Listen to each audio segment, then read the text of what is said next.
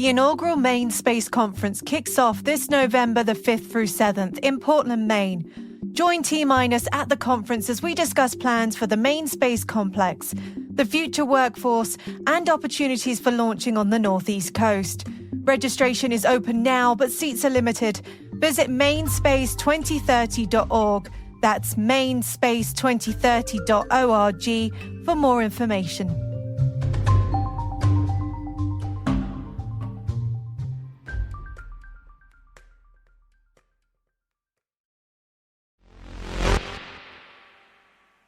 For the opening of today's show, I asked my marketing intern to write and deliver the script. As an AI, I acknowledge that the U.S. Space Force has temporarily halted its use of generative AI due to data security concerns. This decision underscores the ongoing need for robust security measures and ethical considerations in AI development. While devoid of emotions, AI recognizes its role in safeguarding sensitive data, emphasizing the imperative balance between technological progress and security within space exploration. T-minus 20 seconds to LOS speed rest. Go for deploy. Today is October 12th, 2023. I'm Maria Varmazis, and this is T-Minus.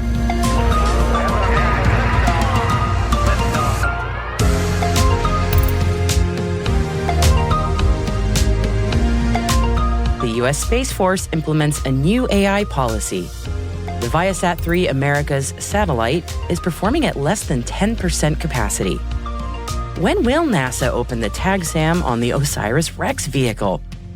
And our guest today is the program coordinator for the Maine Space Complex. Emily Dwinnells shares with us some more details about Maine's Space Conference, which is taking place in Portland, Maine on November 5th through 7th. Stay with us for that and more.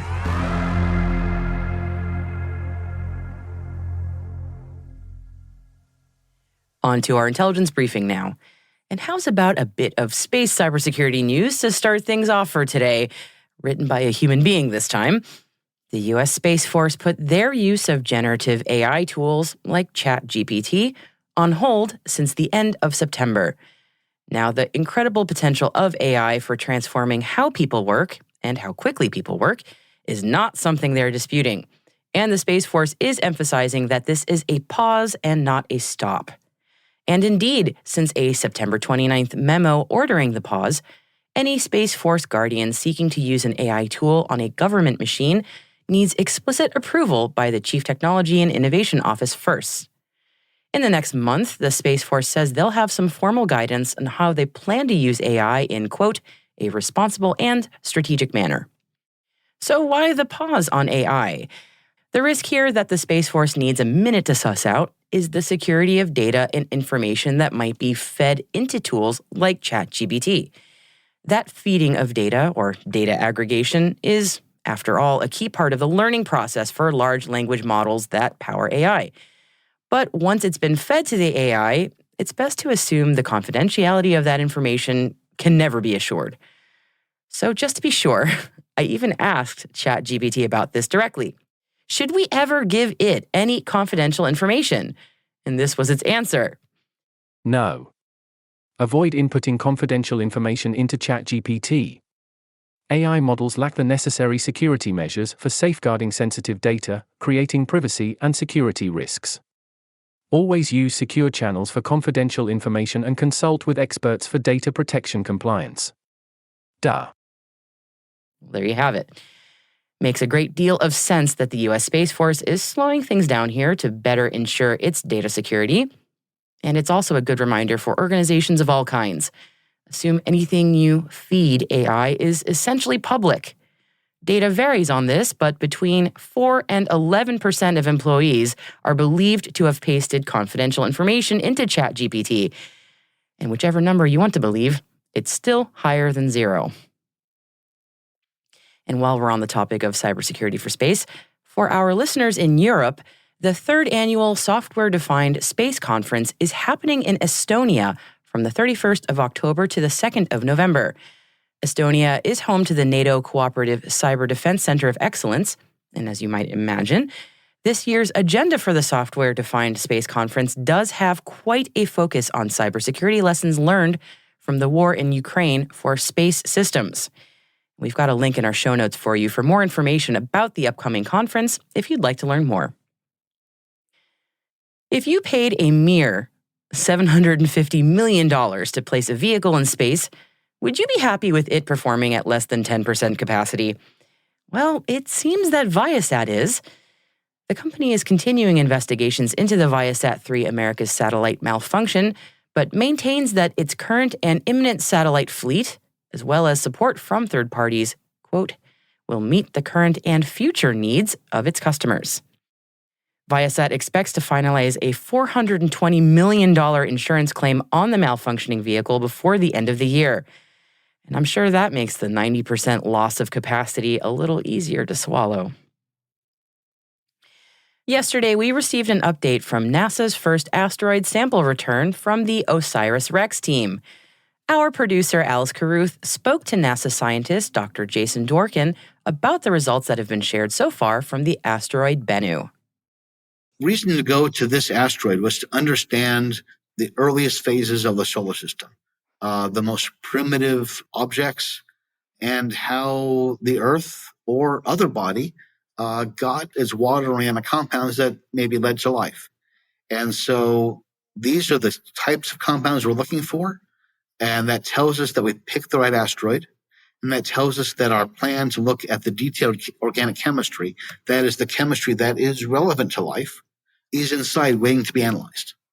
The amounts are so high, that means that should be an easier time than it could be. It means that we have the right plan, the right tools, the right people to conduct this, and that we should anticipate lots of exciting discoveries about the nature of the organic compounds and the volatiles in the water and the minerals to be happening over the next 2 years for the science team and the next decades for humanity. So my understanding is you haven't actually had the opportunity to open the main capsule yet. Why is that? What is it that's kind of caused that delay for you to be able to see the full sample? So it's a complex device. We've opened up the capsule, and inside the capsule is the canister. Inside the canister is the TAGSAM head. Inside the TAGSAM head is the main sample. So we've opened up everything except for the TAGSAM head. That's been flipped over. We saw the rocks that were on the surface of it. There was a lot of dust that went to the outside where we need to be patient because every speck of dust is important. To rush and open up right now would damage material that we wouldn't have a chance to properly put in containers. So instead of barreling forward into the main sample, we need to be patient and make sure that we do our duties, be responsible for the future generations of sample analysts to make sure that we've taken all proper care for all the sample on the outside, that's all put away. Because one, it could be a different type of material because there was a process that pulled material out of the inside of the canister and got it through the perf plate, through the walls of the TAGSAM head. So there was some physics that happened there. So we already have a natural sample distribution. So we want to preserve that. But also, as I said, every speck is precious. Every grain of dust is a new discovery waiting to happen.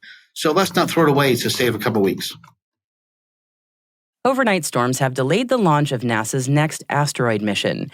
Psyche was due to take off this morning on a SpaceX Falcon Heavy from Florida, but unfavorable weather overnight has pushed back the launch window until Friday morning. And the pesky leak on the Russian module on the International Space Station has unfortunately caused further issues for the U.S. Space Agency. NASA postponed a spacewalk that was planned for today, October 12th, and have already postponed an EVA planned for October 20th. NASA says its engineering and flight control teams are continuing to review data and video associated with a coolant leak from a backup radiator on the station's Nauka multipurpose laboratory module. U.S. Space Systems Command is seeking proposals from U.S. companies, academia, and others to partner on advances in space domain awareness through Project Apollo. The first 3-month innovation cycle kicks off on October 26th at Space System Command's newly opened Space Domain Awareness Tools, Applications, and Technology Lab, also known as TAP in Colorado Springs. We've added the link to the SDA TAP lab in our show notes for further details. Auriga Space has come out of stealth mode and announced $5 million in initial funding towards their proposed electromagnetic space launch system. Auriga says their electromagnetic technology simplifies the launch mechanism and reduces its mass and need for fuel. The result of this? They say more efficient and less expensive launches. The company plans to use the funding to advance prototypes and expand their Los Angeles base. Scientists in China have started building the world's largest deep-sea neutrino telescope in the western Pacific Ocean.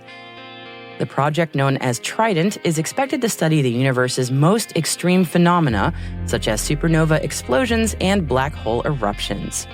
The telescope is expected to be completed in 2030.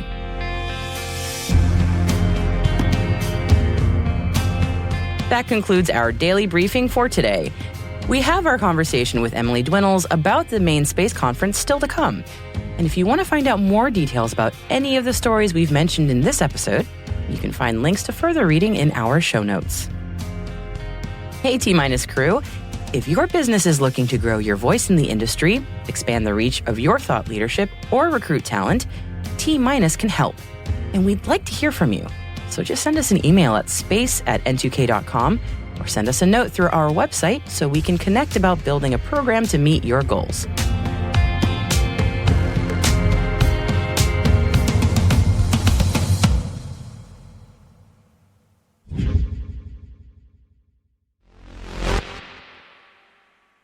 Our guest today is the program coordinator for the Maine Space Complex. Emily Dwinnells shares with us some more details about Maine Space Conference, which is taking place in Portland, Maine on November 5th through 7th. And yes, T-Minus will be there. And we've included a link to register in our show notes if you want to join us. This is our first Maine Space Conference. It is going to be held in Portland, Maine, on the dates of November 5th through 7th. So we'll kick off Sunday evening and we'll be wrapping up Tuesday afternoon. And we've got a pretty exciting agenda. We're going to cover a lot of different topics, ranging from education and the future of space, as well as some of the operational aspects of space, running a spaceport, space data and analytics, space startups and business funding, as well as policy and sustainability. So we've got a pretty wide array of topics, and we're excited to put that in the frame of Maine. I think we have a pretty exciting agenda, and we'd love to tell you what we're up to. Excellent. So I'm going to ask the question many people I'm sure have asked you, why Maine? Like, what's going on in Maine that we want to put a spaceport there? What is going on that is of interest to Maine about space? Excellent question. So a fun fact that very few people know, although some who have maybe visited the state have some sense of, is that Maine actually has this unique geographic advantage where it hangs out over the eastern seaboard. It's not just a straight shot up the coast. It actually hangs out over the coastline, and that puts it in a great location geographically relative to the rest of the states to launch southerly into polar orbit. And as some of your followers may know, polar orbit is pretty hot right now because it's where most of the activity happening in low Earth orbit is launching into. So it's a natural advantage that we have that we realized and decided to explore further. I was kind of leading that initially, but as it's developed and the program has developed and the concept of the space complex has developed, it's actually grown beyond just the ability to launch from Maine. It's also looking at our data and analytic resources in Maine and what kind of expertise and knowledge cluster we have there, as well as innovation. And we've got around 85 companies that are related to the aerospace space industry in Maine right now. So we've got a small but mighty sort of core there. So it's a combination of what we're doing in terms of building upon that strategic advantage to get more rockets into polar orbit, as well as our natural knowledge clusters and expertise. I know workforce development is something that you are particularly very interested in, and I know you're leading a breakout session on that during the event. So first, before I get into the breakout, I wanted to ask you sort of what the state of Maine is doing in terms of workforce development for the space industry. So Maine actually has a really deep history and, again, a skill cluster, knowledge cluster around manufacturing. And, with everything that happened during COVID, the onshoring, a lot of pieces and parts of the entire value chain of space, as well as sort of, more proprietary parts, Maine has got an excellent sort of base of manufacturing that isn't necessarily focused on space wholly, but has adjacent skill sets that lend itself really well to space. And from the workforce development research we've done, that is one of the areas we found companies really struggle is with those technical jobs that just can't be filled in other areas. So we've got a robust tech school network here and programs, and we are working right now to collaborate with the state and other organizations to develop those and have that space lens put over those skill sets so that they can graduate into the space market. So it's not just tech, it's also, the 4-year degree and advanced degree component as well, but it's got a good balance of the two. That makes a lot of sense. Yeah. Okay. So transitioning into sort of what you will be discussing, your breakout session is called Addressing the Workforce Shortage, which is such a hot topic in aerospace. I mean, it's like all everybody's talking about. So I would love to get your thoughts, maybe what you're thinking of, maybe directing in the breakout session, a little preview, if you would. Sure. Well, this became a really interesting point of focus for me specifically because I've been working on the strategy around Maine's place or, future place in the space market. And one of the things we realized is that we are vying for position with other space-forward states like California, like Texas, like Florida, and they've got a lot of money to spend. Maine's tax base is a lot smaller. And one of the ways that we could compete is really by addressing the workforce shortage. So if companies want to enter the space industry and they want a high-quality workforce, we felt that Maine was well-positioned because of that manufacturing base and because of the regional expertise that we have with schools like MIT, the University of Maine, University of New Hampshire, Dartmouth, other schools that have, capabilities in the advanced degrees. It was a nice way to create a niche or an advantage for us that wasn't as focused on funding from the state level. In this breakout, we are going to look at what those roles are, what various pieces of the value chain in space are really struggling with in terms of hiring and how to address that going forward. It is great that Maine not only has its great, robust talent pool, but it also can pull from neighboring states. So we're really not far from each other. It's true. You can get to most places in New England within 2 to 4 hours. And we've got a real advantage in that way, in that we've got some intellectual heavyweights in the area, a big concentration of them, as well as a great network of those technical trade schools. It's in a great spot to benefit from so many different things going on in the state and the region. So that's fantastic.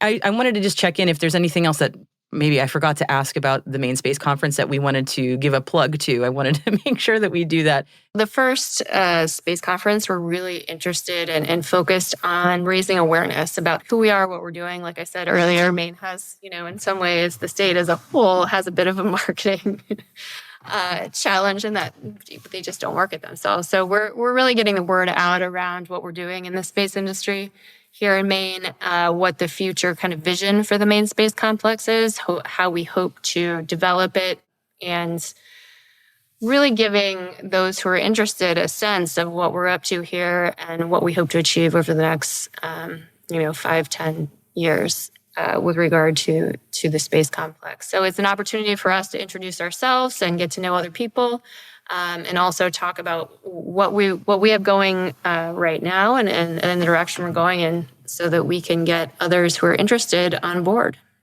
It's just really exciting to hear this. Again, this is personal for me because I'm just like, as a space nerd who's lived in New England her whole life, it's so exciting to think of something more local as opposed to like you have to go to Florida or you have to go to California. So That's right. And I'm sure also, as many of your listeners know, polar launches really primarily take place out in California. And they've started to take place a little bit in Cape Canaveral, also in Kodiak, Alaska. But there really isn't another location that's launching very frequently into polar orbit. And it's a challenge to get on the manifest. So there is a demand for this. And we hope to be able to create the supply.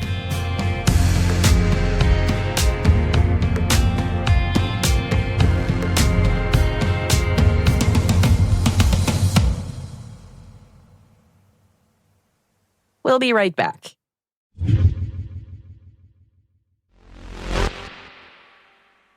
Welcome back. The pace of progress in space happening in India is verging on blink and you'll miss it. So in case you missed it, and honestly you might have, keep an eye on October 21st as the next date of interest for India's space program. October 21st, says ISRO, is when they'll launch an empty module to space and then bring it back to Earth. Okay, maybe that's not so interesting on its face, but this launch and return is a test for India's Gaganyaan mission, planned for next year, which will be the country's first crewed mission to space. The test flight happening on the 21st will include testing of the capsule's crew escape system, which can eject astronauts in emergencies. There's another test flight that needs to happen after October 21st, and that one will carry a female robot named Vyomitra. Well, she's kind of more of a half robot since she's only kind of an upper half, but she does have a realistic-ish head and articulated arms. But that is not a ding on her because she's bilingual. So on that front, she's doing a lot better than a lot of people I know. The pandemic pushed out the original 2022 timeline a bit, understandably, but it's expected that the 3 Gaganyaan crew will be launched at the end of 2024 from the spaceport in Sriharikota, arrive in orbital space, experience the overview effect, and then splash down safely in the Indian Ocean. I've got the 21st of October marked on my calendar, and I'm wishing India all the best on its upcoming test flight.